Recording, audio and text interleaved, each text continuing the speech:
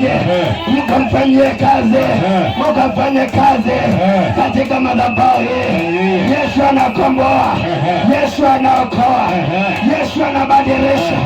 Nimekuja na sauti ya kwamba watu wakabadilisha mioyo yao. Msiwe na mioyo migumu.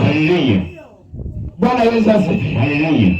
Nimegundua ya kwamba kama watu wa mji huu wamekuwa na mioyo migumu, au wataki kubadilika, au wataki kuokoka, wanatembea na Yesu, wanatembea na madawa, wengine wamejifunga huko.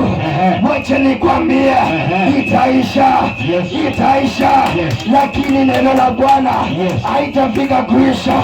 Neno la Bwana haitaisha, sauti ya Bwana haitaisha.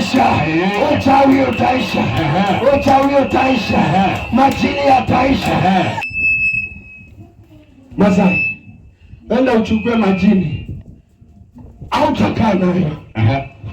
Itakuitisha mama yako, ikuitishe watu wako wote, na mwishowe ni wewe. Bwana utawanyima, utataabika.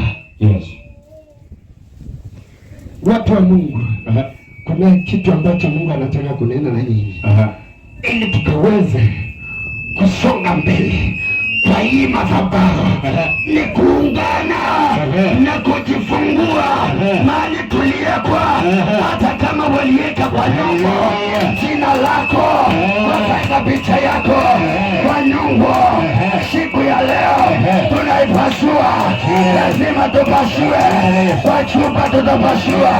Walienda wakaweka baharini, hawatafaulu, hawatafaulu. Walikuita majina kwa kioo. Wacha nikwambie, wakikuangalia wataona watoto wao, wakikuangalia, wakikuita wanaona wazee zao, wakikuita wanaona wamama zao. Bwana Yesu asifiwe. Pigia Yesu makofi mazuri, maana Yesu anakupenda. Bwana Yesu asifiwe. Amen.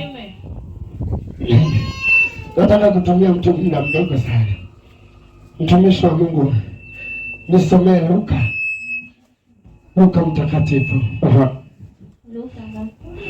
15. Nisomee 15.